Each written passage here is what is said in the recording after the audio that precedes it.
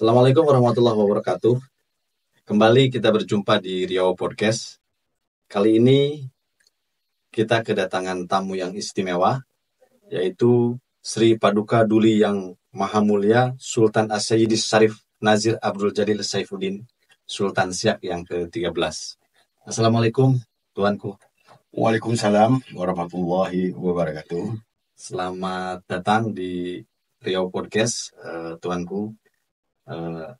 Pada kesempatan kali ini, kami ingin menanyakan mengenai sejarah awal Kerajaan Siak Sri Indrapura itu bisa bergabung dengan NKRI. Baik, Bismillahirrahmanirrahim. Assalamualaikum warahmatullahi wabarakatuh. Apa kabar pemirsa? Ya, saya kenalkan, saya Sultan Siak 13, Sultan As-Sayyidis Syarif Nazir Abdul Jalil Saifuddin.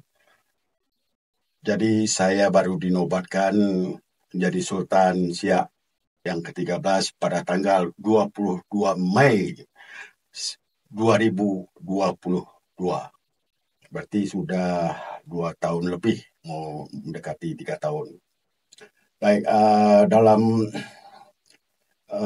bergabungnya Kesultanan Siak terhadap NKRI ini, saya akan menjelaskan fakta ya sesungguhnya apa yang terjadi. Jadi Kesultanan Siak ini menggabungkan kerajaannya kepada Republik, bukan menyerahkan. Kalau bahasa menyerahkan itu artinya sama dengan kalah perang, yang namanya menyerahkan. Di sini menggabungkan diri kepada yang namanya NKRI. Nah, jadi tadinya memang tetap berdaulat ya. Daulat, karena Kesultanan Siak merupakan kesultanan maritim ya, yang di mana pada masa kejayaannya dia sebuah kesultanan atau kerajaan yang besar. Nah, jadi kerajaan besar, di bawahnya banyak dari kerajaan-kerajaan di bawah takluknya. Sebuah kerajaan imperium lah bahasa apanya. Jadi Kesultanan Siak ini dia menguasai daerah jajah takluknya ya, semasa jayanya itu mulai dari Temiang Aceh sampai ke Borneo, Kalimantan, termasuklah Semenanjung Melayu. Jadi Sultan Siak yang mendirikan Kesultanan Siak yaitu Sultan Rahmat Shah, Sultan Raja Kecil. Jadi Raja Kecil ini ya itu anak dari Sultan Mahmud Shah yang kita mungkin pernah dengar ceritanya, Sultan Johor mangkat di Dulang. Mangkat di Dulang, itulah anaknya Raja Kecil, Raja Siak yang pertama. Berdiri tahun 1723. Nah, itu Raja Siak yang pertama. Jadi Sultan Sari Kasim ini Raja Siak yang ke-12. Kenapa 12? Dari Sultan Sari Kasim ini semasa zaman Sultan Sari Kasim ini, Republik Indonesia ini baru berdiri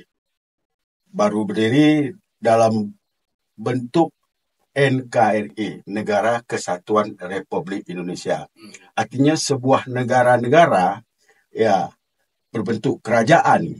Jadi yang mendirikan Republik ini ada sekitar 250 kerajaan atau kesultanan yang menggabungkan diri dalam bingkai NKRI. Dari 250 tadi ini ada 14 ya kesultanan yang punya kontrak panjang dengan Belanda.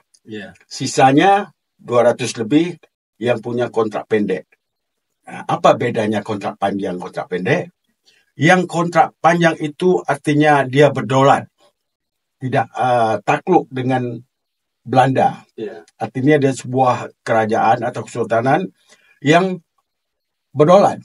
Nah, tidak takluk dengan Belanda. Itu ada 14. Ya, yang sisanya kontrak pendek. Ya, dari 14 ini ya itu yang berperan penting ya berperan utama dalam mendirikan Negara Kesatuan Republik Indonesia ini ada 4.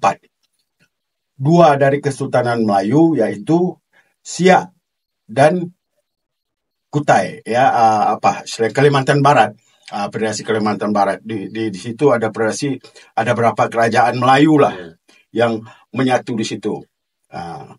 Itu 2 dari Melayu. 2 dari Jawanya itu Jogja dan Solo. Begitu, demikian. Ya.